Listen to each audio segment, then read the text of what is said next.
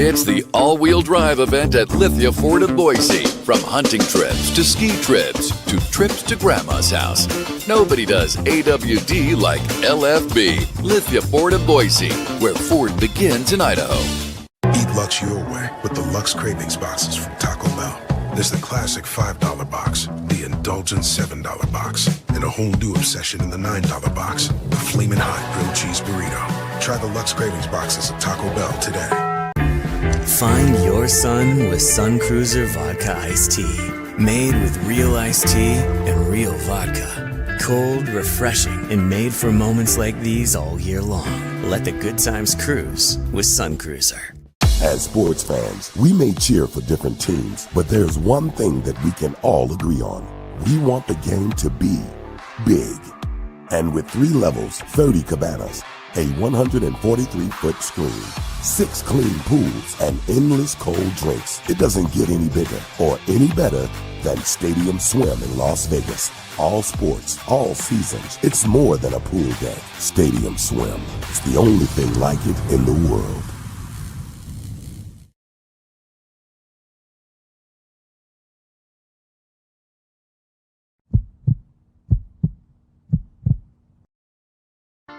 The final buzzer is sounded on another night of Mountain West basketball, and it's time to break down the action with Tom Moser on another night in the Mountain West, presented by Circa Sports. Headed to Las Vegas for the Mountain West tournament in March? Make sure to stay at Circa Las Vegas and watch all the action at Stadium Swim, where the sports are on 365 days a year. Another night in the Mountain West has interviews, analysis, opinions after the final Mountain West basketball game of the day wraps up. All BNN broadcasts come from the Sun Cruiser Studios. Sunny days call for Sun Cruiser Vodka Iced Tea, made with real iced tea and real vodka. It's refreshingly smooth and easy to drink. Crack open a Sun Cruiser and let the good times cruise. The title sponsor of Bronco Nation News is Lithia Ford of Boise. Check out our full inventory of vehicles online at lithiafordboise.com. Lithia Ford of Boise, where Ford begins in Idaho. Did your team just get a big win? Suffer a bad loss? Come discuss it with us. Send us a comment or question in the ICCU YouTube chat, or leave us a voicemail at speakpipe.com/BNN. Now let's go to the Sun Cruiser Studios and join Tom Moser for another night in the Mountain West on Bronco Nation News.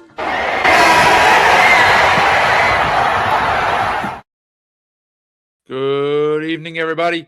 You are in the Sun Cruiser Studio, and I'm your host, Tom Moser, here on another night in the Mountain West for Wednesday, February the 11th. Just a solo game, but a big game. A lot to talk about. Let's thank Sun Cruiser for running the show here. And of course, as I always ask down there on the bottom, at Mountain West BNN, subscribe to the channel, at Mountain West BNN to subscribe, free subscribe. All right, look, 70-64 is the final tonight in Phoenix in the Globe, as I call it. I don't know if anybody else calls it the Globe. I call it the Globe. Huge win for New Mexico. I use the term to resuscitate their at-large hopes, which might be a tad extreme. That kind of means you were really on the verge of, but they kind of were. And they really needed this one for a lot of reasons. Did not look good last week. Maybe the pressure got to them a little bit. Maybe it got to everybody, the home winning streak, all of that stuff. And the schedule did them no favors, because this is a very difficult place to win, as Boise, San Diego State, and Utah State found out in the last 3-ish weeks, okay? So for the Lobos to go in there, over there, I guess, not down, but over across the state to the west and pick up a road win in a very difficult place to play, a huge credit to the program, top on down, everybody on the roster. And yes, we are expecting to have head coach Eric Olin here. It's funny, we have not had a Lobo player or coach yet. BJ sets a lot of this stuff up. We talk beforehand during the day when the games are set, who we might want to get, depending on the matchups and stuff like that. And there's been several times where he has contacted the SID, somebody within the program, to say, hey, we'd like to have X or Y come on after the game, and they've been great about it. It's just that every time that they've agreed to it, the Lobos took an L that night, and we're not going to bring them on after those games, clearly. And so, Lobo fans, you should thank BJ. I know you guys give BJ some flack. You should thank BJ, because tonight he intentionally did not contact them ahead of time to say, hey, we'd like to have X or Y come on tonight. Instead, he waited till after the game, as to not throw a little jinx on them, and then waited until it was over to contact them. And they got back to him and said, yeah, sure, he'll come on after he does his other media obligations. So kind of like Coach Pastner last night, got to do your stuff in the arena first with the media, assembled media. So, of course, he's going to be talking to Graham or anybody else, asking him questions after his W. But he will be joining us shortly. It's the only game to talk about. I'm sure we'll have plenty of comments in here. I think it was a pretty clear that Lobo Nation was a few emotions going on in the last few days, even up until today. There was a little nervousness. There was some disappointment. There were a lot of other things going on, but certainly one word that I can use for sure is that Lobo Nation was quiet today, even leading up to the game. Now, game's going on. There's a lot to talk about. You want to break down this, you want to break down that, you want to comment on what you're seeing, good, bad, or indifferent. That's another story. But pregame and leading up to it, it was just a little quiet. I think there was some nerves, just cautious about, what are we doing here? How's this going to go? And I'm sure they'll be reinvigorated right now and fired up. So let's kind of let's get this one out of the way first. As I have right here, let me see, what do I want to put on? Okay, fresh off of the TV. We all know 2-game lead at the top in the loss column anyway, for the Aggies and the Aztecs. The loss column is what really matters. I mean, some teams have a game in hand and stuff like that, as you can tell, just doing simple math. New Mexico now has the tiebreaker over Grand Canyon as they earn the season sweep. So basically, while they're only 1 game ahead of the Lopes, they're really 2 games ahead, because if they finish tied, they will get the tiebreaker. So big duty right there to get that out of the way for one. They will also have the opportunity to complete the sweep of Nevada in a week or so, 2 weeks, and earn that tiebreaker, okay?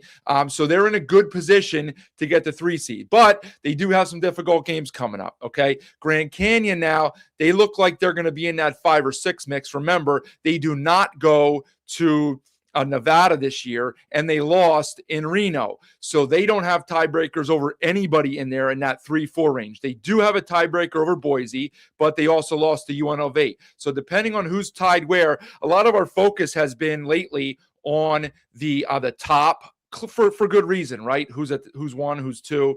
But some of those seeds in the middle there are going to matter for matchup purposes. We're going to have several teams that are going to be do or die when we get to the Thomas and Mack, and the matchups are going to matter. Boise, for example, is a dangerous team. They probably don't want to see Grand Canyon. Can they beat Grand Canyon? Of course they can. Is it a favorable matchup for them? It does not seem to be, right?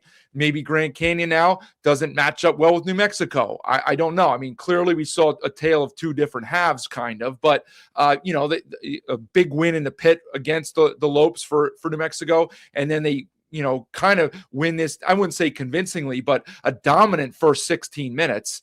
And so maybe that's a bad matchup for the Lopes on the other side of the coin, right? So a lot of seeding to play out there. And we kind of laugh at them, and they're the butt of plenty of jokes by me and many of you guys too. But UNLV is tied in a loss column with Boise for the 6th seed. So, I mean, do we have faith in them winning some of their tougher games down the stretch? Maybe not, but as we've seen, they can beat anybody. And so who knows what's to come with those guys. So we really have 5 teams there in that 3, 4, 5, 6, 7 mix for seeding purposes. And I guess, look, if you're New Mexico, you still feel like you play the 2 teams ahead of you. And if you beat if you win out, you will finish 16-4 and you have a chance to win a league title. But let's not get too far ahead of ourselves here. Let's kind of break down what happened in this game. And listen, as I said, the first 16 minutes was just textbook New Mexico basketball, right? Grand Canyon couldn't throw it in the ocean in the first 5-ish minutes, missed like their first 10 shots. Some of that you'll credit the defense, but you have to contribute to that on the offensive side as well. And it was not pretty offense. The first couple threes they got were open looks, and they just clanked them. Sometimes you just miss shots. They're not easy to make, whether you're open or not, right? And they just missed. And good defense for sure, but on the part of the Lobos, but they jumped out to an 11-0 lead. And even after Grand Canyon kind of stabilized, New Mexico just kept doing what they do, right? They got out in transition a little bit. They moved the ball. I don't want to say Chol was more aggressive, because there was one set early on and Casey Jacobson even called it out. Chol kind of looked like he wanted to attack the rim, but then he kind of realized, well, that's not really my strength. And so he just settled for a little pull up, and he made his first few shots. And so you always look better when you make your first few shots. Okay. And I thought about saying, well, Chol looks good. He's ready to play tonight. But really it all just came down to him making shots, because I don't think he did a ton on the floor other than making shots that really made him a standout. But the way he had played lately, for him to get 10 in the first half, you'll take that all night, because he's been a zero in the last week or two, to be honest. So, but look, they got good minutes out of just about everybody. Tenet struggled a little bit in the first half, got a couple fouls, maybe pressed a little bit. I know he's from Arizona. I think semi close to where the game was here. Maybe he was pressing a little bit in front of friends and family. I don't know. But, they got contributions from everybody else. But, I think a really key part of the game was when Drew called his third timeout. Nobody does that, right? No coaches do that. All right. You get your one, use it or lose it. And then you get 3 to carry over to the second half. Once in a while, maybe, a little bit more than once in a while, coaches will use a second timeout in the first half if it's necessary. Clearly, Drew viewed it as necessary to use his second timeout somewhat near the halfway mark. I don't remember exactly where anymore. And it didn't really do anything, because New Mexico kept rolling. Then he did what hardly ever happens. I would guess, my guess, and again, there's probably no way to figure this out, but I would guess that it's happened less than 20 times the whole year throughout the country, with thousands of games being played, where a coach will use 3 timeouts in the first half. It just doesn't happen. You get media timeouts every 4 minutes in the second half, but man, you need those timeouts, and you need a timeout to challenge a call. If it goes against you, you're out of timeouts. You can't challenge unless it's the last 2 minutes and the officials initiate a challenge. So it's very risky to use 3 timeouts in the first half. It just never happens. I remember Ben Howland, when he was at UCLA, he used to do that all the time, and I'd get a chuckle out of it. He would use 3 or 4 and just go through them, because again, I used a story a few weeks ago about my old high school coach, and he figured if you don't use the timeouts and correct what's going wrong, you're not going to be in the game later anyway. And so credit to Drew for using that third timeout with 4.5 left. He had a media timeout coming up. 95, if not 98% of other coaches in the country do not call that timeout there. They wait for the media timeout, and they go to the second half with 2 timeouts, and whatever, who knows what happens. But for whatever reason, maybe he lit into his guys. Maybe New Mexico just mentally figured, okay, we're on cruise control here till the half. Let's get this one, whatever. Okay. But it did not go well. And the margin was still 13 at the half, but that was a little bit different than 20, and it gave some life to the crowd and to GCU. I don't know that it affected New Mexico much, but certainly to start the second half, you saw the Lopes just completely change their attitude, their game plan, their intensity level, all of that stuff, right? And so massive credit to Coach Drew for that. As far as other adjustments at different points, look, I've said all along, Coach or GCU has been a really good defensive man-to-man team. And the Lobos were so effective in the first half, smashing the Lopes man-to-man, that Drew had to go zone for a few possessions. Olin did it a little bit in the second half too, going zone. Okay. Now the fouls had piled up, and sometimes you do that as a change of pace and give Olin credit. It's just that, like I just said, sometimes you just need to flip the momentum, right? It's like, something's not working and you got to go to something else. You got to go to plan B. And so both coaches did that effectively a little bit. But the Lopes really cranked the pressure up then in the second half. And I thought what was clutch, as you saw down there in a couple minutes, Coach Olin will be here. So we'll get to the comments after we're done here with Coach Olin. I'm just going to kind of freestyle it here until he comes in. But, on the other side of the floor, and this is the one thing that I think New Mexico lacks, right? If you watch the second half, and I'll pull up the stats in a little bit, but Grand Canyon has what we would call downhill drivers, right? Now, yes, Albury can do that, okay? But as Lobo fans are well aware, he's kind of like too downhill, right? Like he's like almost like a free fall, okay? He's going too fast sometimes, and he struggles to rein it in and control himself, okay? And they really don't have downhill guys that can get to the rim from the perimeter easily at all. They don't.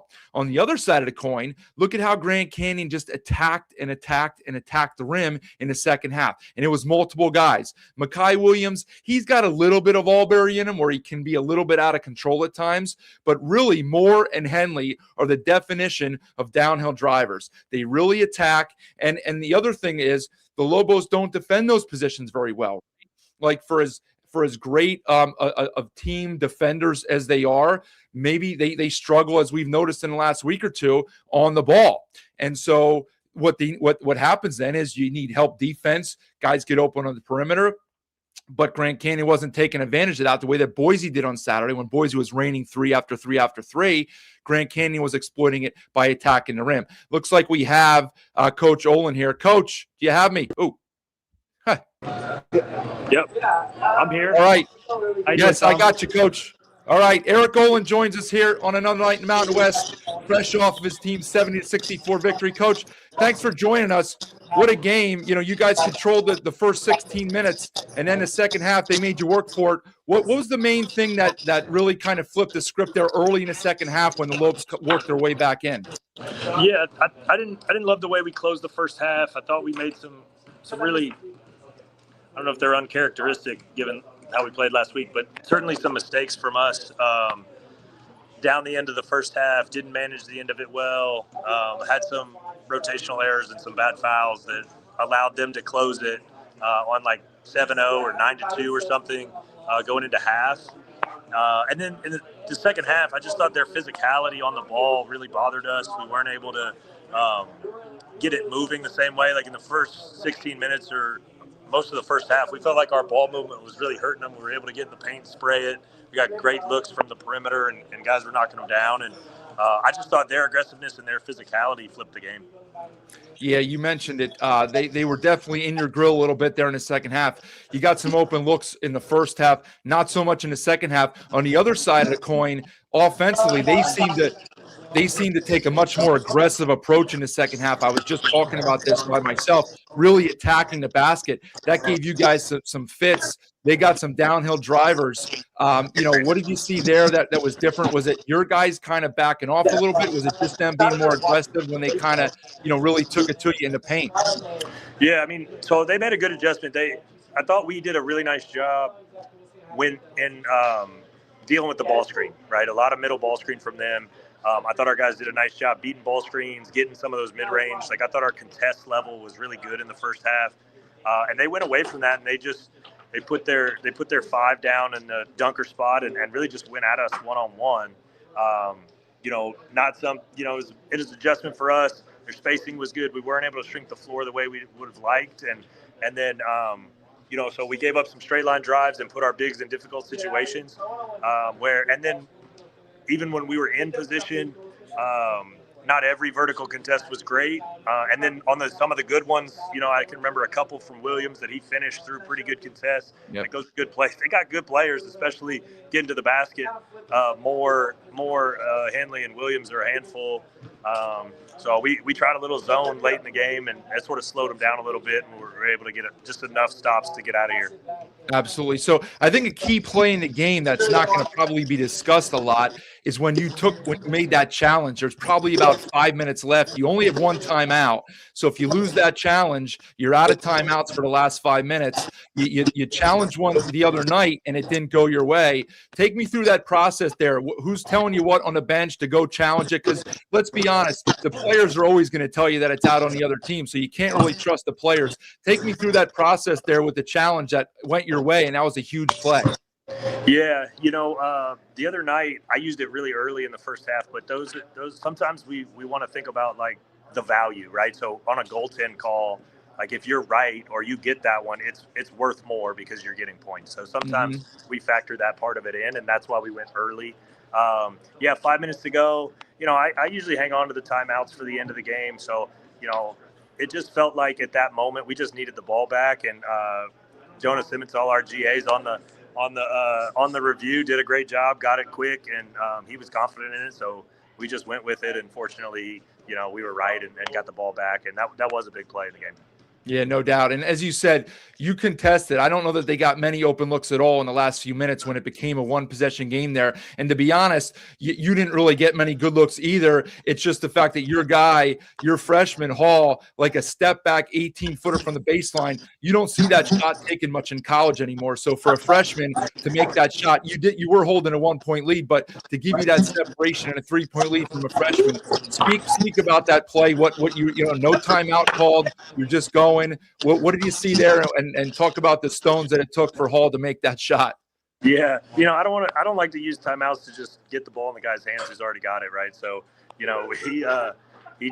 he's capable of closing games. He's a really good player, regardless of age, obviously, and so he's a guy we trust late in the game, and he's delivered for us before.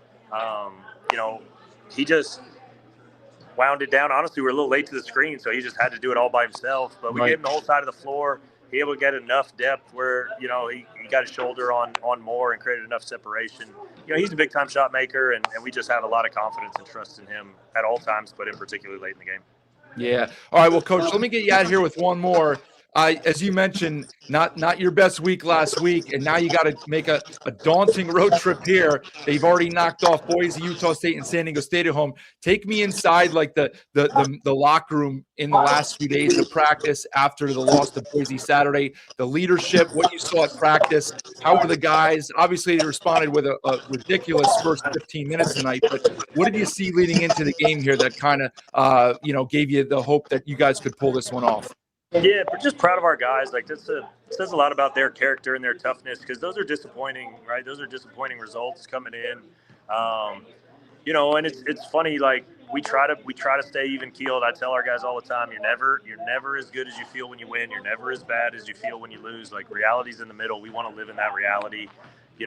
On Saturday, we did all the things we want to do in terms of rebound margin, turnover margin, points in the paint. We won all of those areas and lost the game. Tonight was the other way. We lost all the areas and found a way. So, that's basketball a little bit. And, our style forces a lot of jump shots. So there's some variance involved. We live with that. We understand it. And I think our guys are bought into just trying to play the next play, compete every single time, and be consistent. And we believe in our team and our ability to be in a good position at the end if we can continue to do that. Yeah, well, it's about the process, and the process for you guys has been great all year. So, Coach, congratulations on a big win tonight.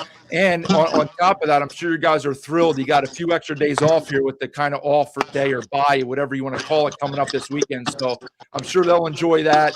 Go celebrate with your team, and thanks for taking a few minutes out of your post game to join us here on another night in Mountain West.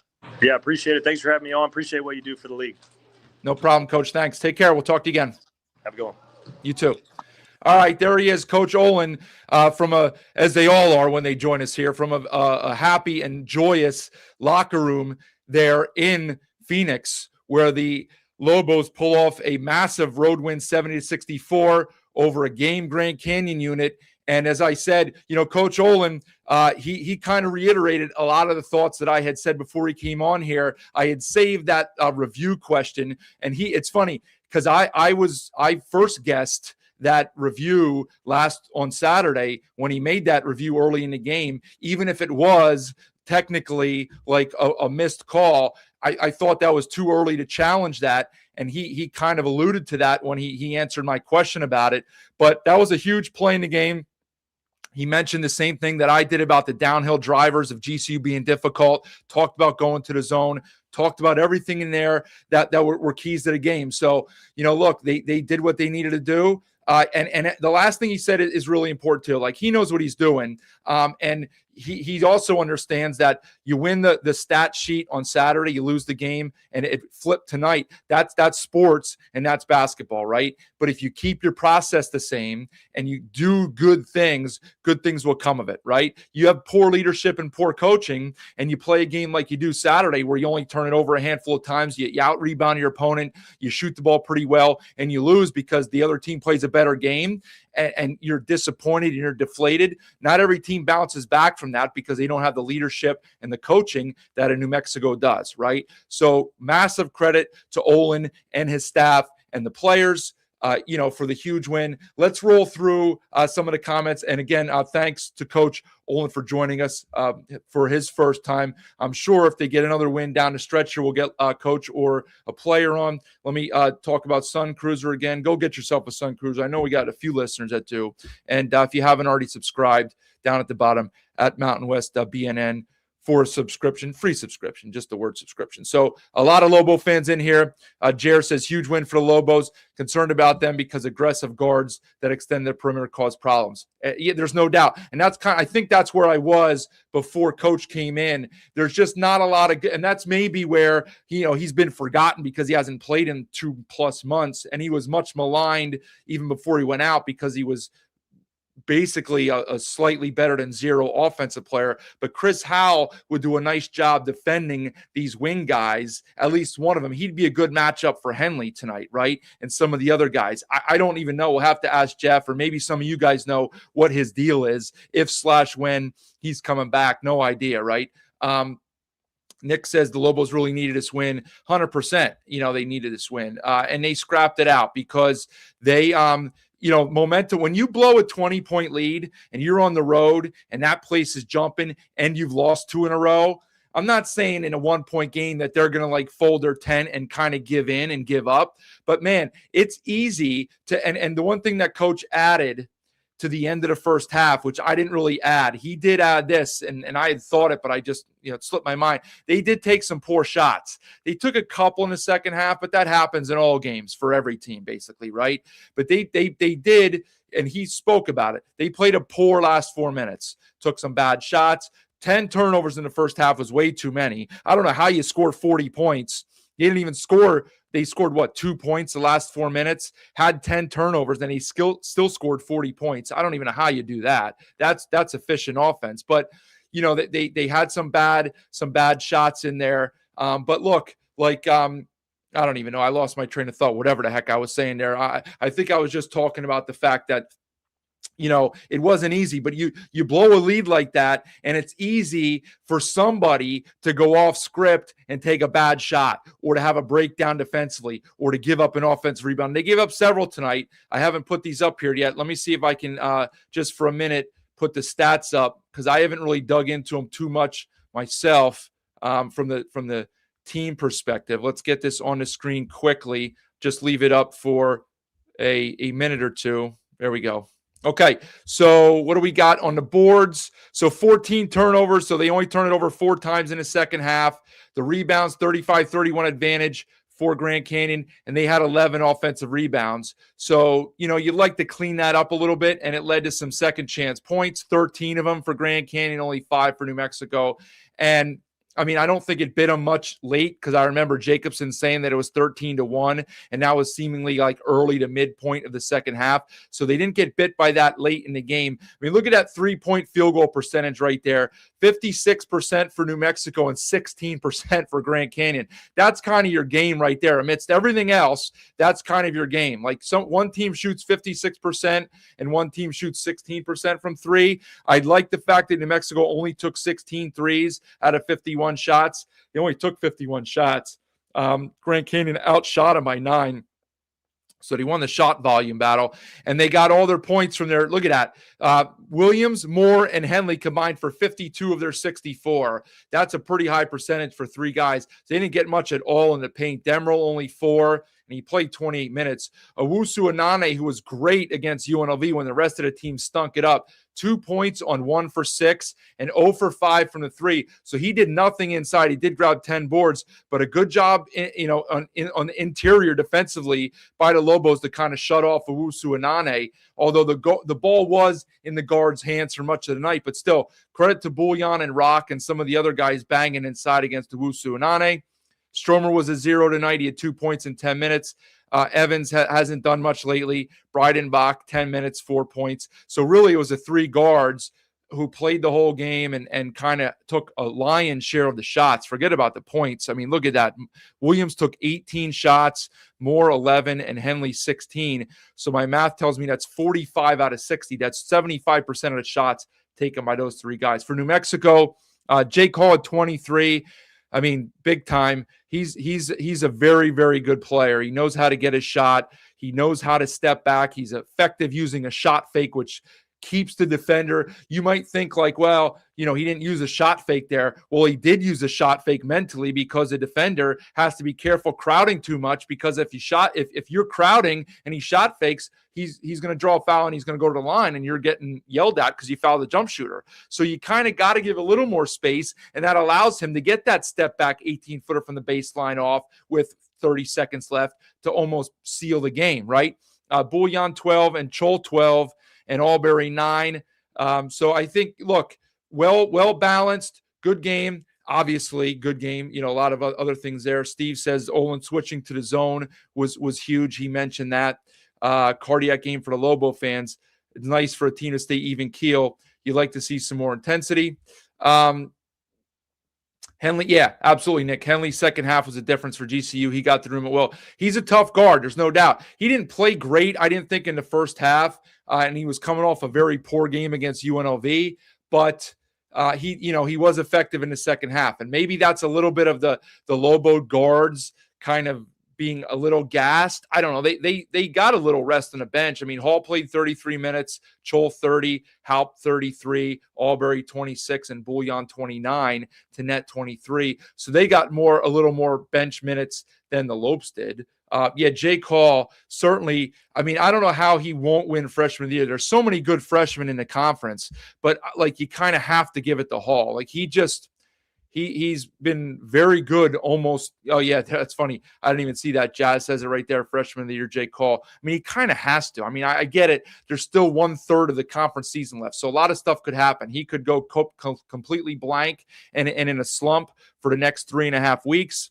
Don't know. But at this point, he certainly is. And that's what I said, Steve. Yeah, Drew, he got into them at halftime. They started attacking the rim. Now, when you shoot like crap from the three, they shot 4 for 25 for the game. Holy crap. So 25 out of their 60 field goal attempts were threes. A couple of them were late. They were junk. You can't really count those. But even before that, that's a ridiculously high number for a team that doesn't even shoot the three very well. I think somebody else had a comment in here. So Larry thinks when they benched Albury in crunch time. I mean, I don't know. I'd have to look in later. Let me see if I can look and see what his plus minus was here. Albury was a minus. Oh, and he was a +3. He was a +3. Chol +10. Bullion +15. Jake Hall +6. So I mean, I think it's the fact that he worries. He being Olin, he kind of worries. You just never know when Albury's going to. He's trying, right? He's trying hard, but sometimes hard doesn't equal smart, and hard needs to equal smart. Like as a coach, that's why you guys hear me harp on some of the same stuff all the time that might not bother you guys, like fouling a 3-point shooter, or tonight Miller fouls like somebody on the baseline at it. I think it was Henley shooting like an 18-footer coming from a bad angle. Like those are not smart plays. If he makes the jump shot, tip your cap and go down and make the next play. But that stuff like hard equals smart for me. And if you play, like some coaches used to say that fouling negates hustle, right? I think I went to a coaching clinic once and listened to the late great Rick Majerus, and he used to say like fouling negates hustle because you can bust your butt, but if you foul because you're overly hustling, it wipes it all out because, we got to start the possession over, and now there's a foul on the board, and sometimes there's foul shots involved. So like you gotta rein it in a little bit, right? And that kind of goes for Albury the whole way. Now he did make a huge three. They were up 3. He did hit a huge 3. It was answered at the other end by Williams, but that was a big 3 when they were struggling for offense. Mad Dog, good question. That's just what basketball is, right? They made every shot against Boise, and they didn't shoot the ball well tonight at all. So, I mean, they're difficult shots. They're 23-foot shots. Oftentimes, there's a defender near you or in your face, or there's somebody running at you, or you're under pressure to get a shot off. And sometimes they go. These aren't professionals, although some of them get paid like they are. The GCU fall. Look, they just haven't closed games out. They didn't close the game off tonight. They didn't close the game off against Nevada. What's up, my friend? Obviously, the poor effort against UNLV, that just happens. Not a good effort right there at all, and it's going to cost them. They're pretty much now, I would say, their goose has been cooked, okay? It's going to take them winning 4 games in 4 days. I guess it's technically still possible for them to get a 4 seed. It's a long shot because, again, as I said earlier in the show, they do not have the tiebreaker over either New Mexico or Nevada. So they would need big-time help to get in a 4 seed. Now, again, the 5th seed is not the end of the world. You get to play Air Force, and then you'd play the opponent who you would play in a 4 or 5 game anyway, okay? So they're probably going to have to win 4 games. They're going to have to win 4 games in 4 days in order to get into the tournament. Yeah. How about that? We didn't really mention him. How about that? Hopped with 30. Was it 30? Maybe it was even more than 30 against Boise on Saturday. He had a bagel tonight. He had as many as you did, Shakarrak. He scored as many as you did, 0. But look, he does other things out there. Didn't do much tonight, but yeah, that's when other guys step up, and Chol did it. So Chol took his points, and I'm sure Haupt is just as happy as everybody in there. Yeah, I did. Jake, I've gotten some right. I did think this would be a New Mexico win. Especially when I saw the point spread, I thought that was a little fishy, and I'm not surprised by what happened there. John Buchanan, as always, joining us from Lafayette, Indiana. I know Purdue University is in West Lafayette, John. So I should have assumed there's a regular Lafayette, or maybe it's, maybe an East Lafayette. But I guess if you're in Lafayette, welcome. It's early or it's late for you, just like it is for me. Yeah, BJ thought you were going to. Yeah, no, I don't know if he thought you were going to lose. No, the reason why I said that, Nick, is because we've wanted to get a New Mexico coach or player on, but it's just, I don't know. Some people believe in that stuff, right? And I do. And, BJ does to an extent. So he figured if he would contact him ahead of time, not that they would lose, but he just figured he'd try something different this time, and it worked out. So you guys owe BJ one, all right? Yeah, Owusu Nane killed the Broncos, but was invisible today. Again, it's just basketball, same as Haupt, right? Haupt goes from 30 to 0. Owusu Nane was great the last 2 games last week against both Boise, and he was the only Lope that played well against UNLV, and he was a non-factor tonight. So sometimes it's about matchups. Sometimes you just don't feel it. For shooters, for guys, sometimes your body just doesn't respond the way you want it to do. Good job getting passed around last night. Yeah, you said 1% chance. Appreciate that, Pac fan. Yeah, it was funny when BJ said, I think we're going to get past her. I was like, well, hopefully he hasn't been listening to the show, because I had been hard on him for a couple of their, end of game scenarios last week. But again, look, I'm sure he's heard maybe a little less combative comments and questions to him from the media because they're face to face, but he's answered those questions. When those guys ask him why they don't foul or what the thought process was, he knows what they're getting at, right? And so he spoke well. He was a very good interview. As we know, he speaks very well and knows exactly what to say. So that was great to have him on, and certainly Olin again tonight. We've had, I'm losing track here, at least 5 or 6 head coaches. Plus, I mean, look, you could count Leon because BJ has Leon on all the time, and kind of that joint show we did, Leon was on. So we can count Leon. Clearly, there's a couple teams we're never going to get for different reasons. But yeah, Craig, nice win. You blow a 20-point lead on the road after losing at home twice. Could have been catastrophic. Especially going into the bye. I don't know if you want to call it a bye, but certainly a week off now, that would leave a really bad taste in your mouth to lose this one, blowing that lead to give you 3 losses in a row, and they avoided that. So very good. Yeah, Chol did hit his first 5, and that was big. He did take a questionable one later. I think Jacobson's great because he's not afraid to kind of say stuff like that. I don't know, Mike. We'll see. You should not be counting on a controversial call to beat GCU at Viejas. You should expect to win that game by 8 to 10 points because you're at home and you're the better team. So you don't want to play with your food and get into a situation where you need a call down the stretch. Jared breaks it down pretty well here. Jake Hall is the star. Haupt is the heart. Lobos succeed or fail based on production from Marbury, Chol, and Bullion. Yeah, it's funny. Look, Chol was basically a 0 last week. They go 0 for 2. And, he didn't light it up tonight, but 12 was his biggest output in quite some time, and they get a nice road win. And Bullion was pretty ineffective, too. A lot of that credit went to Boise's interior defense, and he kind of took it to them tonight. He was assertive, and he was impactful tonight. Bleed blue. I don't know what color I bleed. All kind of colors. It depends on the night, I guess. Absolutely. Coach is very down to earth. Support him. Yeah, absolutely. I mean, you should be happy you have him. Obviously, you guys all are. Yeah, Nick, I think everybody kind of, he's out of control. He makes questionable decisions. Some of you guys would say a lot of them are bad decisions. He turns it over, moving downhill. And this was something that we all saw last year. I'm sure you guys saw it the 2 games when you played Utah State. He did the exact same thing last year, right?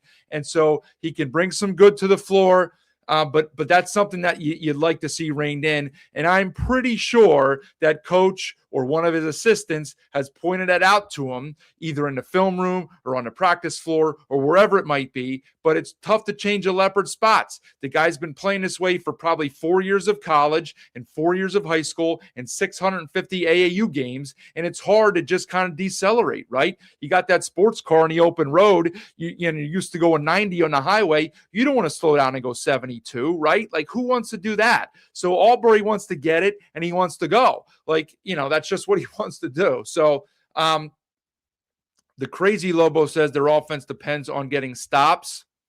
And the offense fell apart when GCU started driving at will. Yeah, there's no doubt about it because they were getting some transition stuff early.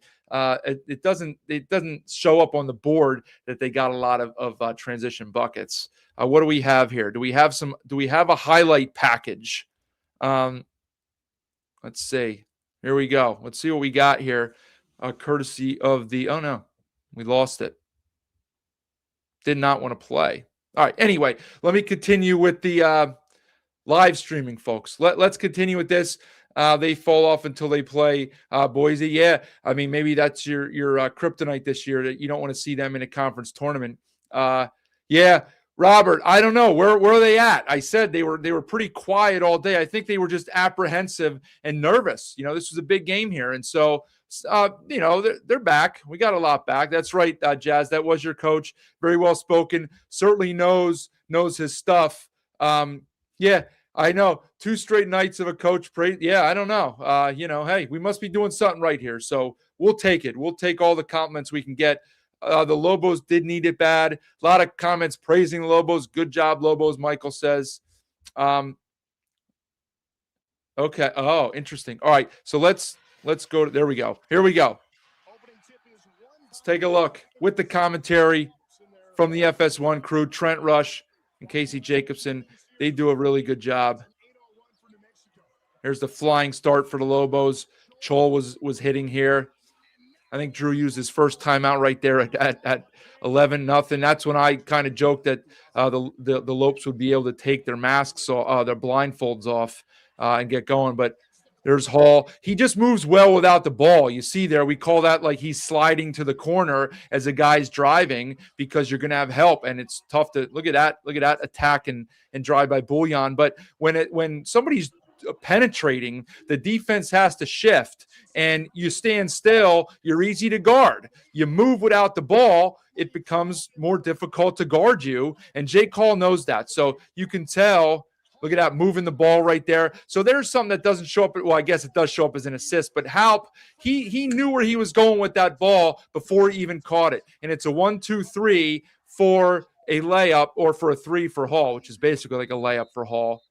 Thanks to the Mountain West YouTube channel for these highlights. There's a nice sneaky bounce pass to Tenet, and I think that had to be a bounce pass underneath the defender. Nice job right there. And here were some of the few transition buckets that the Lobos got. There's Hall with his shot fake. Here's Tenet on a drive. He missed a couple of those. That was his one bucket in the first half. Here's where Drew will use his third and final timeout. Miller gets into the act, a nice little non-hometown roll. So 4:11 to go. He uses his third timeout with a TV timeout coming in about 15 seconds. That takes a lot of guts, and it worked out for him, because if he doesn't do that, this game's probably a runaway. That was a big shot, incredible shot, incredible degree of difficulty. Now here come the Lopes on the run. Now that's an outside shot from Moore. It's not the prettiest looking shot off the release, but most of the points moving forward here for the Lopes are going to be, there's the big 3 from Albury, are going to be driving downhill. Although here's the answer then from Williams on the wing. He is a nice stroke. He likes to shoot the ball. He's not shy about firing up shots. I guess he figures, screw it, I'm a senior. I've been here. You guys are transfers. I'm going to get my shots up. There's the one that I think Coach Olin mentioned. He just makes those are well defended. It's just a tough shot and a good finish, and you give the guy credit. Olin used the timeout there after they fell behind by 1. There, of course, is your guy, Lobo Nation. There's the freshman, Jake Hall. This one here gives the Lopes the lead. N1, nice drive by Henley. So we're on the seesaw now. New Mexico was on 60 there for quite some time. And then the highlight just kind of wrapped up there. And an ecstatic Coach Olin with a 70-64 victory. And the bench, they obviously love their guy, Jake Hall. So Larry says that Olin's going to try and get a waiver for another year with Hal. Well, I would think that he's probably in good shape for that, because the NCAA hands out waivers like the kids in elementary school hand out Valentine's cards in school on Friday. So there's Justin. Hal has an oblique injury is the update. No word on whether or not he'll return. Timeline for him is actually to get back to playing shape is getting shorter and shorter, even if he did return soon. So maybe he will not play the rest of the year. Hurts their depth. As for an upside offensively, we know not much, but could have used him defensively tonight, and certainly could use him to guard a Reese Waters or a MJ Collins or somebody like that in the Mountain West tournament or in the regular season. But we'll see. Yeah, absolutely, Vincent. Massive to win there. They beat Utah State, San Diego State, and Boise there. 3 of the more talented teams in the conference, the 2 at the top, they beat there at home. It's their second home loss, 2 field goals, 4 turnovers for Albury. Yeah. I think that's just what you have to live with. You have to live with that. I don't know. Here's the thing. Like when they got him, I don't comment a lot on incoming transfers to teams, because, and I've said this on my pod before, every fan, not every, I exaggerate, but most fans think that every transfer that you get in is great, right? Because, well, obviously we got him, the coach wanted him, and he's a good player, and it's great. It's great get, right? And there's some people on Twitter that like joke about that mockingly. Oh, huge get, right? Not every get is a great get.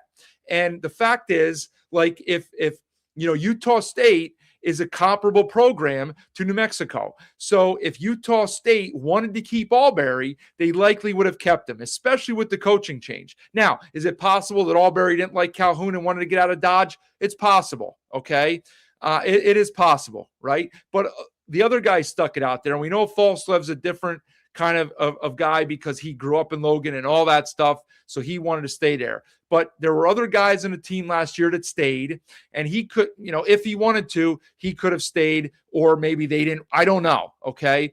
But we knew this from Albury. Like, he was okay last year, but he wasn't like like an all-league performer, okay? And, out of I think it was an okay get, but it was a necessary get, because at the time, Lobo fans will remember quite well that Olin was having his difficulties getting guys with big-time experience in the portal, right? He was getting a Chol who had a big name from the JUCO ranks, but he was bringing guys with him for UCSD, and now we know that Jake Hall can play, but I don't think a lot of people were super excited in March or April about Jake Hall coming, right? Or some of the other guys, okay?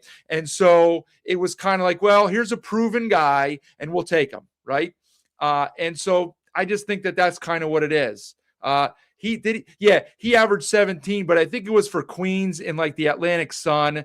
And the fact of the matter is he could probably go 100 miles an hour and not get challenged in that league. The A Sun is probably one of the 3 or 4 worst conferences. Look, don't get me wrong. Averaging 17 in Division I is very good, no matter the conference, okay? So credit to him for that, but obviously he's leveling up. He was a solid player last year. I'm not saying he was bad. He was a solid player last year, and I don't think he's been poor this year. He just kind of is what he is, right? I think it's going to be difficult to win a championship with him as your starting point guard. I just do. Okay, he's a good player. I don't think he's a championship point guard. He could certainly prove me wrong. Like, I've been proven wrong. I think I've been wrong twice before this year. That's a joke for you guys that don't get it. Albury's a turnover waiting to happen, Adam says. Yeah, absolutely. Heck of a bounce back, B. Happy with a 3 seed in a tournament. Glad you're still in the at-large convo. Yeah, you are. And if you're the 3 seed, you want to avoid Boise in a 3-6 matchup, because it's probably not a super matchup, as we've seen twice now this year. But, I mean, look, you could look on the other side of the coin and say it's tough to beat a good team 3 times. Albury had 4 turnovers tonight. Nick says not the first time he's been it is not the first time he's been on the bench down a stretch. And look, the possessions are valuable. When you're in a 1-possession game, the absolute last thing that you can do, and I remember the last one that he had was he caught the ball on the wing and his foot was on the baseline, or he drug it back on the baseline. Like, that's kind of a lapse in concentration, right? You got to know where you are. It's like a receiver in football running an 8-yard route on 3rd and 11. Like, you got to know where the sticks are. You got to know where you're at. You can't catch the ball out of bounds or take your first step out of bounds. You can't do it. Move in, right? Work your guy down and pop out to get open. You can't do that. Okay, you can't do that. So CSU and San Diego State are the next 2. Okay, well, there we go. I mean, let's face it. His strengths are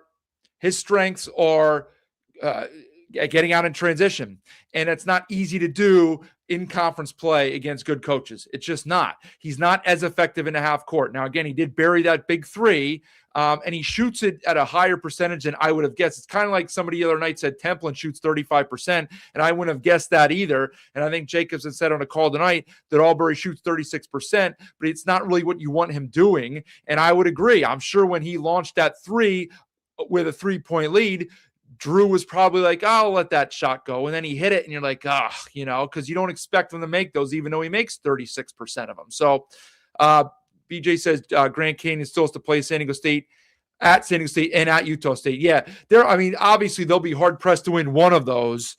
So I would assume that, I guess it depends on what Boise does, right? As I'll go one more time here to these quickly. So if they're at 5 losses right now and they lose those 2 games, that gets them to 7 losses, and that would require them to win out with the exception of those two. Now, I do think their schedule is easy with the exception of those two games. So it's certainly possible for them to finish 13-7.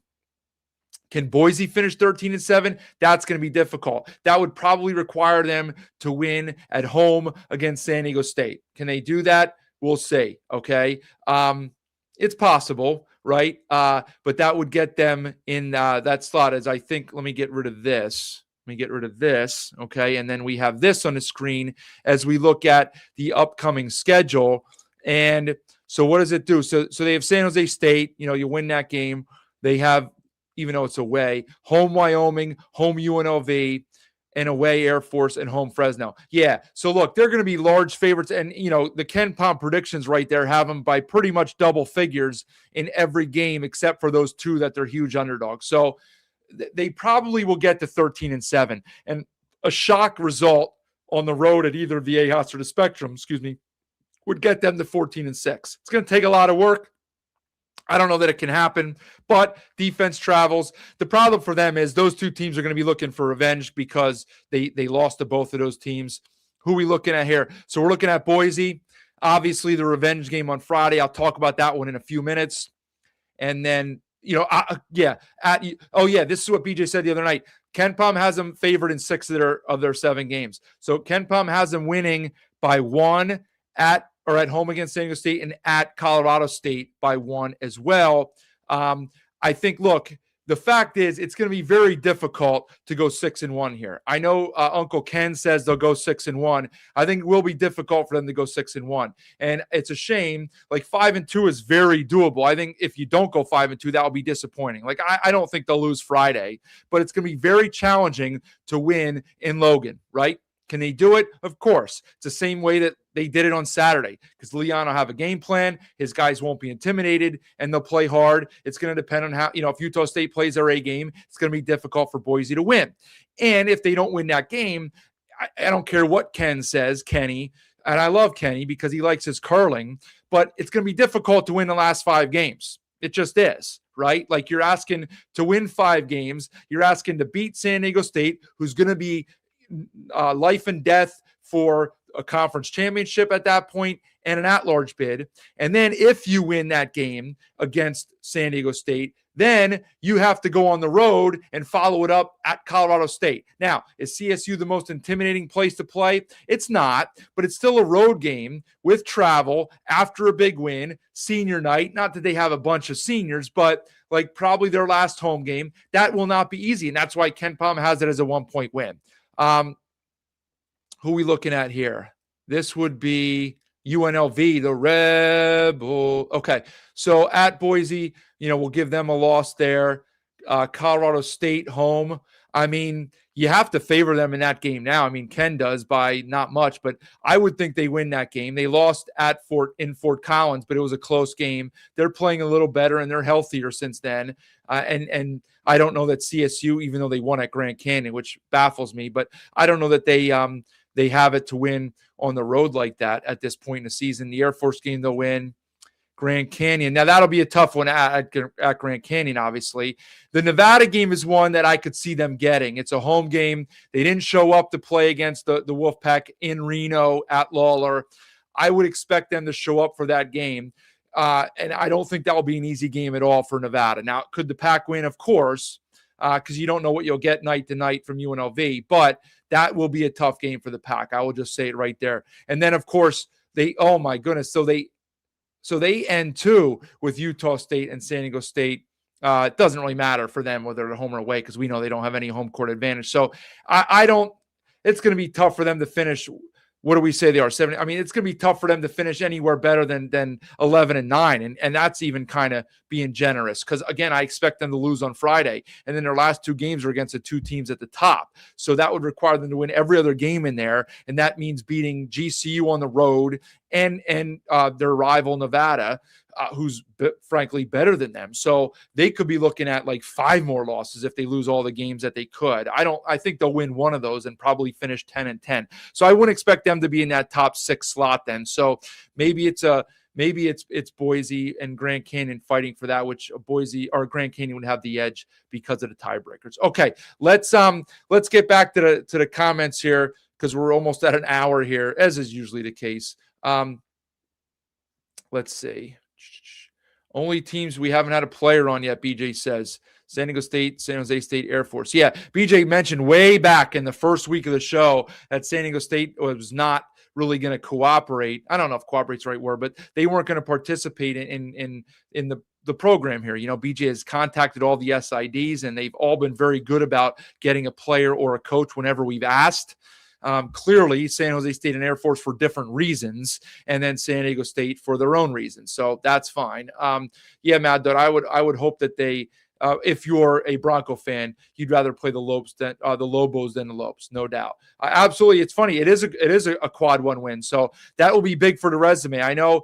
I look at a few of the guys on Twitter because they do a better job than the big time, big name guys on the networks do. And they had both San Diego State and New Mexico kind of like just out.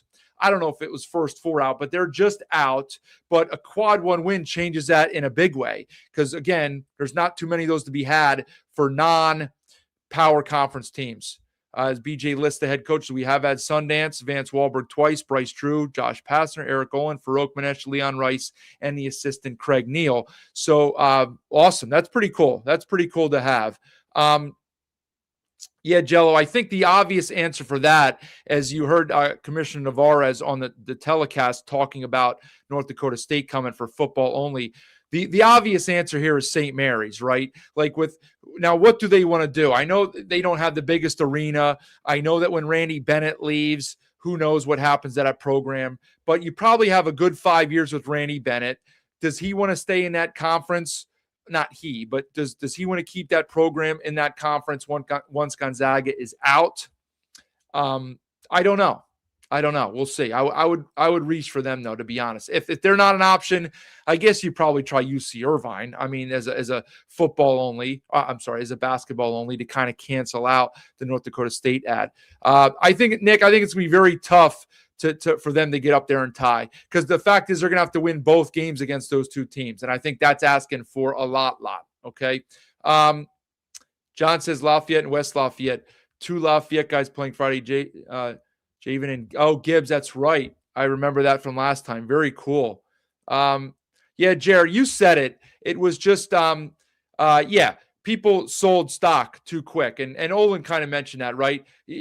Mainly about telling his guys that. But you're never as good as your last win, and you're never as bad as your last loss. Most of the time, 95% of the time, right? I mean, it's just sometimes the things don't go your way. And if you stick to the process, good things will come to you moving forward. Was this a quad one for the Bows? It was a quad one for the Bulls. John says, I'm nitpicking too much, but Bouillon gets sped up at the rim too much. He needs patience to finish through contact and draw fouls. I do see that a little bit. Yeah, I mean, I don't know. I did think Jacobson made an interesting point on his goaltend, because now he's done that twice in a row. It's legal where he was playing the last handful of years in Europe for offensive interference once the ball hits the rim. To do that. The Olympics use those rules because it's an international rule. The NBA doesn't, and as a result, we don't use it here in the NCAA. But he's used to that. So even if it wasn't the other night, he's just used to it. There's a Lobo schedule from Jello. You think they're on the wrong side of the bubble right now? They can make an at-large. Again, they absolutely have to win the game at Nevada. Absolutely have to win that game. Well, I shouldn't say that. They have to win at either Nevada or at Utah State. Have to win one of those two, okay? You can't lose both of those. I think that's going to make it very difficult. If you lose both of those and you beat San Diego State and you beat Fresno and Air Force and Colorado State, again, we have to see what these other teams are doing. Who knows? We didn't even get into the concept yet of bid thieves. Teams like Miami, Ohio, who have yet to lose. It's funny, I mentioned them like 6 weeks ago as like a joke because they hadn't played anybody and they were undefeated. They're still undefeated, so big credit to them. Their schedule's still a joke, but they're winning every game, and so credit to them, okay? But like if they lose in the MAC tournament now and they finish with like one loss or even two losses, they're probably going to get an at-large bid, okay? Same thing with some other teams in there that might steal a bid. We'll have to see what happens with these other bubble teams, right? So there's a lot of stuff to go into that. Let me see what else we have on here. Yeah, game of matchups, like he says, there's no doubt. Yeah, we got a bunch of sweeps now that you're kind of seeing how the matchups work. Steve reiterated the Howell injury, so removes him challenging, hoping to get a medical red shirt. Yeah. Did this win help or hurt Boise? In terms of seeding, it probably hurt them because they have tiebreakers over New Mexico. They do not have them over Grand Canyon. And it's less likely now that they would end up tied with New Mexico and more likely that they end up tied with Grand Canyon. So this was not an ideal result. Yeah, Jello, Olin had to fill the entire roster. Yeah, we'll see. He'll certainly have more time, and I'm sure he's been at it already here. Yes, John, Boise keeps winning. We'll see if they can keep that up Friday. Is that Javen? Okay, the king. Okay, a lot of Lobo fans were upset about the last two losses. Yeah, Ice, absolutely. Olin kind of said that. It's about the process. And they lost to a good team and a close game to a team very similar to them in Boise. Yeah, I mean, and Jer said it too. Let's not just sell all the stock right away. Yeah, there's no doubt. Well, War Beast, this was part of the deal here. San Diego State was in the same kind of pod with the scheduling, if you will, where they drew both of those teams once. And so it's funny. For years, I guess, before I really started paying attention to the analytics, I would have viewed this as a bad break for Utah State and San Diego State when you see that you only get San Jose State and Air Force once and you have to play everybody else. But some fans of those programs think it's good because you get more opportunities to improve your resume. Now, I guess it depends what your goals are, right? And if you're good enough to be near the bubble anyway. Thanks, John. I appreciate that. So that's a good question, Larry. I don't even know if it's allowed. The other night when they, I guess it was last night, BJ said, and I don't remember if I said this or not on a show. I may have, but BJ said maybe we'll get somebody on for Air Force because they were tied or near tied at the half against Colorado State, or it was earlier before halftime. It was a close game. And that's when I looked at the stats and said, well, they're not going to win because they've made every shot and they're still losing. So I guess they would allow somebody on, but it is a good question. I would think that they've done some media stuff before. I don't know. Yes, Sky, I don't think he's out of his mind. I will say that I for the last few years, I've sold Lenardi's stock. Boise is in the same. Boise has Air Force and Fresno once. So they took the top three teams in the preseason, Boise, Utah State, San Diego State, and they gave them a similar schedule with missing their two misses being bottom three teams in the preseason with Fresno, Air Force, and San Jose State. Okay. Appreciate that, Matt. Or who's AM? I don't know who AM is. Oh, that's the time. Oh, maybe it is me. I appreciate that, Matt. Okay. Thanks for the show. You've been watching it often. Well, we appreciate you watching. Do appreciate that. Tyler with the NDSU logo. Look at that. Welcome to the Mountain West party, Tyler. Be interested to watch. I actually found myself watching more FCS football over the last couple of years than FBS football. It's part of my going to counterculture, going against the man thing here, where I don't watch the NFL, and as a result, I still watch a little FBS, but I've watched more FCS. So I have watched a lot of North Dakota State and followed them. So I'm interested to see how they do this year. They'll probably be one of the top 2 or 3 teams in the conference, to be honest. Well, I appreciate you commenting, Jello, for the first time. Planning to go this year. Hope to see you. Well, I hope to see you too. BJ and I were talking about that last night. It's not firmed up yet, but certainly planning to be there. I can't guarantee it, but that's my plan. Okay. I do not know the latest on the situation. You're not going to hear anything there until the end of the season. And to be honest, this will be one of those Friday afternoon news drops. They're not going to want to really publicize it a whole lot. I think it'll just kind of go away. They'll just never address it if they don't have to. He won't return. They won't make a big deal about it. They'll settle off the court with whatever the heck is going on, and they'll just replace him with somebody else. That's my guess, and it's probably a mutual decision as well. I don't really know if Joe Scott wants to go through this again. I know the league will lighten up a little bit in 9 months, but I don't know if he wants to go through it again. I really don't. Okay, so BJ says we would be able to get an Air Force player on if and when they win. Yeah, I mean, they haven't won, right? I mean, they probably have another one chance, maybe legit chance when they play San Jose State again. But we'll see. I would like to talk to one of them and just congratulate them on a win, even though it would only be like their 4th of the year. But we'll see. We'll see. Now, tomorrow, Friday. So let me say this first. I probably should have said this at the top, and I didn't. So Friday, just one game, and it's Boise, and they're the home game against UNLV. So when Boise plays on the road, BJ hops on right away. When Boise plays at home, BJ has a little bit of a buffer in there, 20 to 30 minutes, close to 30 minutes, where he's doing some stuff before he runs his show. And so instead of waiting until BJ goes and then going on top of that, what I'm going to do on Friday is I'm going to come on. It's the only game, as we said. I'm going to come on maybe halfway through the second half, maybe the under 8, maybe 10 minutes to go. We'll see how the game goes. I'll come on live with about 8 to 10 to go in the game, so I can break down kind of what we've seen to that point. It depends on the game flow.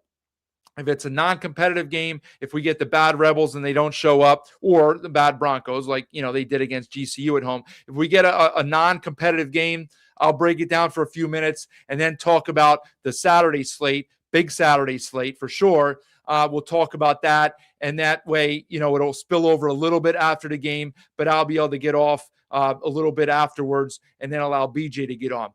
If it's a close game, then we'll kind of be able to do what we did a week ago and kind of like, play by play it, if you will, with you guys in here commenting and watching and all of that stuff. And then still talk about the Saturday stuff. So that was kind of, I asked BJ today if that was all right. He okayed it, thought that was a good idea. We got some good back and forth and discussions last week when I kind of fell into that by accident. Didn't want to do it all the time. And obviously anybody at the game, Boise fan wise, will not be able to kind of join in live, but they'll have BJ's show to get into live. And everybody else should be able to pop on. It'll be a little bit earlier. It is a Friday night. And so that was kind of our idea. So I, of course, will remind people of that during the day on Friday. I'll also tweet it out earlier. And if you're subscribed to the show and all that stuff, you'll get the notifications. But just be on the lookout.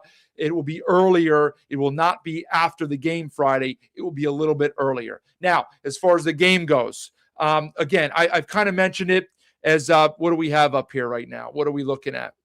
Trying to see. Okay. Oh, we're looking at some Ken Palm rankings, ratings, all that good stuff. Okay. So Air Force down at 347, Utah State 25, San Diego State. So that's kind of Nevada's in the 50s, Grand Canyon in the 60s. Boise still 55. It is wild. Well, look, they got a quad 1 win the other night, okay? There aren't too many quad 1 wins in the conference at this point. They have one the other night in the pit. So, that's why they jumped Grand Canyon and Nevada in terms of their overall Ken Palm ranking. Okay, so that's what we got coming up here. Also, the Utah State non-league game against Memphis. We'll call it a trap game, I guess. That's not what they expected when they signed up for the game. I'm trying to play with the, okay. Utah State. So that's at 8 o'clock Eastern for me. I know there's 2 early games, the 2 5 o'clock Eastern games. San Jose State and Grand Canyon is one. And I guess the other one is who? Air Force and Fresno. Is that who it is? Yeah, Air Force and Fresno. So the early games are just kind of appetizers to kind of whet your appetite. And then, of course, some good stuff coming in later on in the day. But I'd be surprised if Boise doesn't get that one. I mentioned it after last night. I mean, look, UNLV is playing better. They're going to be confident after winning 2 games in a row. They held off Grand Canyon. They really should have 3 in a row if they didn't donk off the Fresno game a week ago. A good effort Saturday. I'm sorry. Yeah, it was a good effort yesterday to back up the win Saturday against Grand Canyon.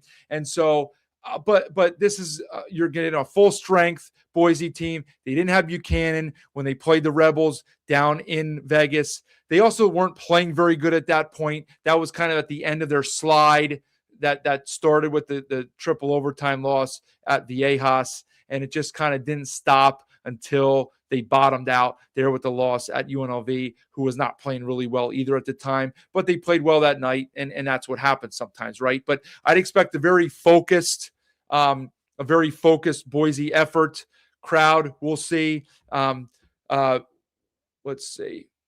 You like that? Yeah. Well, listen, it's a different color. I know it probably doesn't match well with the banner behind it. I try to mix stuff up. Yeah, I hope I get to the pit too, Steve. I mean, look, it's difficult being out here for me to get to all these places because there's several that I would like to get to. There's a loss to Air Force for any of the at-large teams ruin their chances of running the table in the tournament. It doesn't ruin their chances of running the table in the conference tournament. It would pretty much bury their chances of getting in as an at-large, right? Like nobody's going to absorb that, okay? And if that would happen, that would trump anything that we've seen all year or in the last few years, period, because that would be like the worst loss. Oh, you think it looks nice? Yeah, it's a nice one. I mean, I'm too warm in it, but that's fine. Well, Johnny, I've talked about the Lobos plenty, so very impressive win by them tonight. GCU 10,000 or less, Pitt 15,000. Yeah, I mean it's crazy. I mean I don't know what the percentage is, but many of our students. So credit to them for the environment that they bring. I know that they like that phrase, the greatest atmosphere in college basketball. It's a very good one. I don't know if it's the top.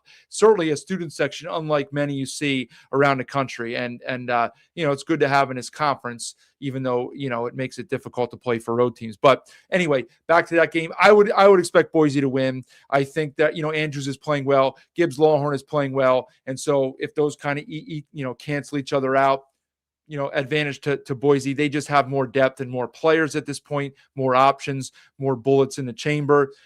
Jones is back, but again, this is a Boise front court that kind of shut Bouillon down the other night, and I would just anticipate them being ready to go. I have a hard time seeing Leon getting swept by UNLV, and so I don't see them losing that game. So they'll be disappointed if they do. I can guarantee you that. So, all right, I think we got to get out of here. It's we've been well hour and 15. Once again, let's thank Coach Eric Olin for being here to celebrate and talk about his team's 70-64 victory, hard-earned victory. Great first 16 minutes from the Lobos. They kind of weather the storm there in the second half. A furious rally. The Lobos take the lead. We're on the seesaw. They make the plays late. Hall with a big shot. They get some stops. They do enough on the glass at taking care of the ball the last 5 minutes to win the game. Get themselves back in a fair, I wouldn't say great position, but a fair position on the bubble. Solidify themselves in the 3-hole, although, we'll see what happens when they go play at Nevada. And that's that. So one more shout out to Sun Cruiser, and at the bottom, go subscribe. If you have not subscribed, please just click subscribe. No cost. All you got to do is click that subscribe button at Mountain West BNN, at Mountain West BNN. So remember, I'll tweet this out on Friday. Late second half, mid to late second half start for this show on Friday to break down and maybe walk through the last few minutes, hopefully of an exciting game. Let's hope it's an exciting game. We can talk that through and preview some of the Saturday stuff. And then, of course, full show Saturday. I think San Diego State, Nevada is a late piece. So when that one's over, we'll come on with a full Saturday recap, and then we'll look forward from there. So thank all of you for being here. Your continued participation in chat really kind of keeps this thing going. This was one of the ideas that BJ had from the start. Let's make it interactive, get the guys chatting, work on some stuff back and forth. And so, BJ does try to help me out here, pushing the subs every 100. I love it. Appreciate that, Jello. Appreciate you subbing. Thank everyone else for doing that as well. Thank you guys for participating. And we're going to shut it down there. So you guys have a good night. And we'll see you back here Friday on another night in the Mountain West. See ya.